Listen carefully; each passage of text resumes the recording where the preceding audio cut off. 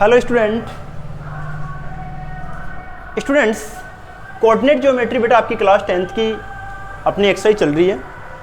Coordinate geometry मैंने पहले आपको समझाया था एरिया ऑफ ट्राइंगल। तो एरिया ऑफ ट्राइंगल बेटा मैंने आपको कंप्लीट पूरा समझाया था। आज अपन एरिया ऑफ ट्राइंगल के बाद में इसके आगे वाला पार्ट लेते हैं। उससे पहले बच्चों देखो, मैं आपको एक बात बोलना चाहूँगा बेटा, अगर आप मेरे चैनल पर नए हो तो प्लीज़ आप चैनल को सब्सक्राइब कीजिए बेटा।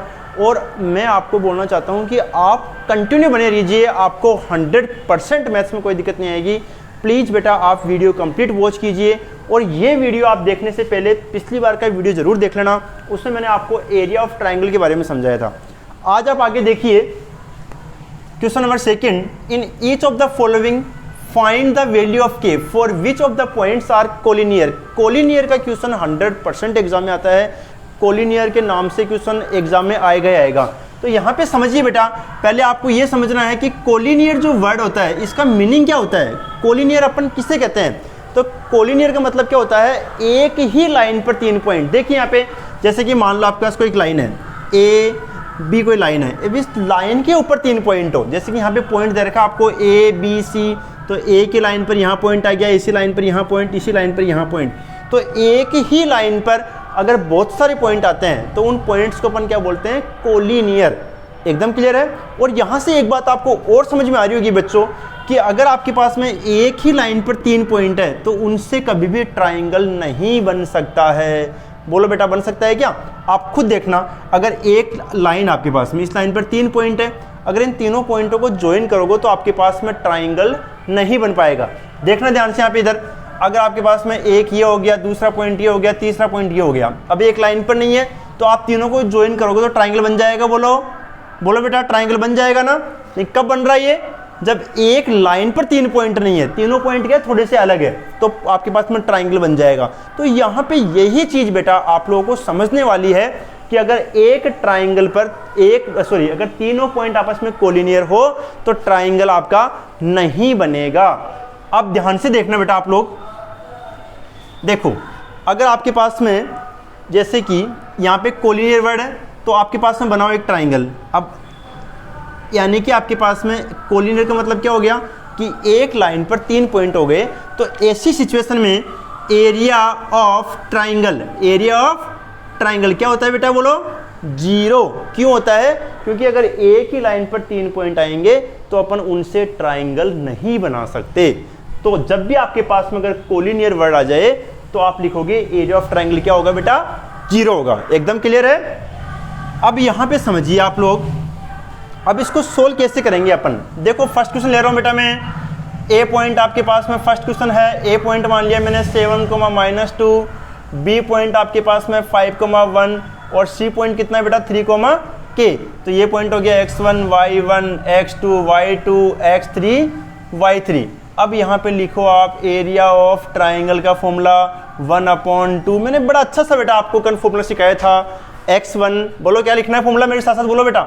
x1 y2 - y3 plus x2, बोलो बेटा, बोलो y3 - y1, फिर x3 लो, बोलो y1 - y2। समझ गए बेटा? ये मैंने कल आपको फॉर्मूला बिल्कुल अच्छे से एक्सप्लेन कर दिया था कि पहले x1 y2 - y3, फिर x2 y3 - y1, फिर x3 y1 - y2। अब कुछ नहीं करना आपको, यहां पे लिख दो ऑल पॉइंट्स आर कोलिनियर, और all points are collinear, then area of triangle क्या हो जाएगा बताओ बेटा? क्या बन जाएगा? 0 बन जाएगा। तो एरिया ऑफ ट्राइंगल तो यहाँ पे कितना हो गया? 0 हो गया। 1/2। x1 की वैल्यू कितनी है बताओ? 7, y2 - y3 1 - k, plus x2 कितना है बताओ? 5, y3 - y1। अब देखो y3 - y1 बेटा, तो y3 कितना हो गया? k हो गया। फिर माइनस कहाँ से आया बोलो? फॉर्मूले से। फिर y1 कौन है? -2, तो ये माइनस और माइनस प्लस, ये जरूर ध्यान रखना बेटा आप लोग। प्लस x3 कौन है? 3। फिर y1 - y2, तो y1 कौन है बेटा? -2, माइनस y2 कौन है? -1। ये वाली बात समझ में आई कि नहीं बेटा? आपको बताओ। एकदम क्लियर है। देखो x3 आपके पास में कितना है बेटा 3 है, y1 माइनस y2 तो y1 माइनस y2, ठीक है बेटा, कोई गलती नहीं होना चाहिए। अब सबसे पहले इस 2 को इधर क्रॉस मल्टीप्लाई कर दो, इधर क्रॉस मल्टीप्लाई करोगे तो 2 इंटू 0 हो गया, समझ गए बेटा, 1 से कोई मतलब है नहीं। 7 को अंदर लेके आओ तो 7 1 जा 7, 7 के, 5 को अंदर लेके आओ 5 के प्लस 5 2 जा 10, इसको थोड़ा डायरेक्ट कर दूंगे मैं, देखो 3 -2 -1 कितना होगा माइनस का 3, ठीक है बेटा, माइनस आपके पास में 3 आ गया, -2 -1 माइनस का 3 हो गया, एकदम क्लियर बेटा। 0 को 2 से मल्टीप्लाई करोगे 0 हो जाएगा, ये आपके पास में 7 माइनस, अब सुनो यहाँ पे एक चीज़ और देख लो साथ के साथ में, माइनस का 7 के प्लस का 5 के कितना बचा बेटा माइनस का 2 के, ठीक है। एक संख्या माइनस की हो एक संख्या प्लस की हो तो हमेशा माइनस होता है, साइन आता है बड़े नंबर का। ये प्लस का 10, ये प्लस और माइनस माइनस, 3 3 जा 9, बोलो बच्चों कोई दिक्कत नहीं बेटा यहाँ तक। अब ये हो गया आपके पास में 0। अब देखो 10 में से 9 गया, 10 में से 9 गया, कितना बचा 1, और 1 प्लस 7 कितना हो गया 8। ये वाली बात समझ में आई कि नहीं आई। 10 में से 1 गया, 9 गया, 1 बच गया, उस 1 को 7 में ऐड कर दो तो 8 हो गया, ये माइनस का 2 क्या गया, माइनस का 2 की इधर गया, प्लस का बन गया, यहाँ से निकाल लो आप k की वैल्यू तो कितनी आ जाएगी, k इक्वल टू 8/2, कितना हो गया बेटा 4, तो k की वैल्यू कितनी आ गई 4 आ गई। बेटा लास्ट में आपको दिख रहा है कि नीचे, 1 मिनट में कैमरे में चेक कर लेता हूँ, हाँ दिखाई दे रहा है बेटा, ठीक है। तो मेरे हिसाब से k की वैल्यू आपके पास में 4 आ गई। बड़ा आसान क्वेश्चन था बेटा, 100% आपको समझ में आया होगा। प्लीज स्टूडेंट कमेंट जरूर करना बेटा आपको समझ में आया हो तो। अब लेते हैं अपन सेकंड क्वेश्चन। तो सेकंड क्वेश्चन को भी एक बार दोबारा समझिए बेटा आप लोग। देखो फर्स्ट क्वेश्चन आपको समझ में आ गया होगा, लेकिन अगर आप सेकंड भी समझोगे तो फर्स्ट क्वेश्चन ऑटोमेटिक और भी क्लियर हो जाएगा आपको। तो सेकंड क्वेश्चन समझिए, वीडियो कंप्लीट वॉच कीजिए बेटा, दोस्तों में शेयर करना।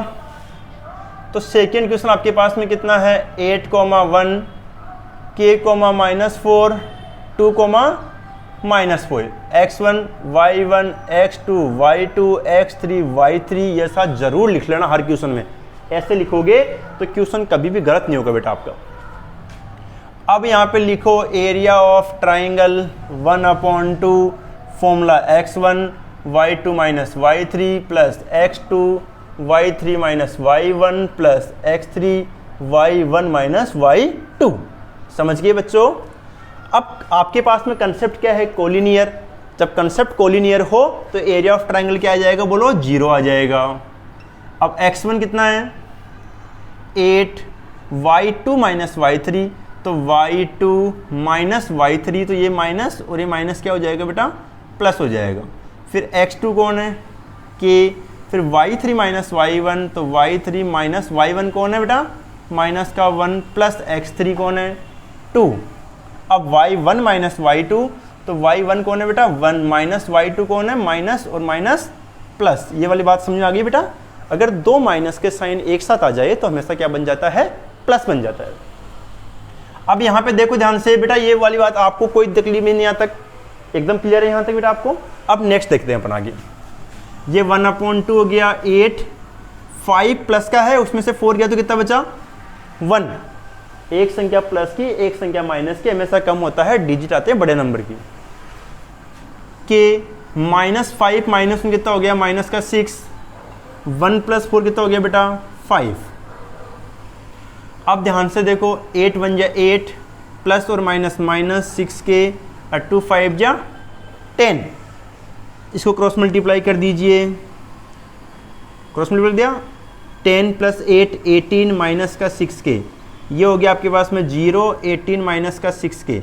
अब यहाँ पे समझो बेटा 18 माइनस 6 के बराबर 0 हो गया, ये उठ की तरह आया प्लस का बन गया बेटा, के निकाल लो 18/6 कितना हो गया बेटा बताइए 3। तो के की वैल्यू कितनी आ गई बेटा 3। देखो बच्चों मेरे हिसाब से 100% आपको समझ में आया होगा। बस मैं इतना सा ही चाहता हूँ आप लोगों को कि जब भी आप किसी भी वीडियो को वॉच करें तो प्लीज़ कमेंट ज़रूर करना बेटा आप, ताकि मुझे लग सके कि आपने वीडियो कंप्लीट वॉच किया है और मेरी बात आपने सुनी है। ओके स्टूडेंट्स, मुझे बड़ा अच्छा लगेगा बेटा आप कमेंट करोगे तो। Thank you.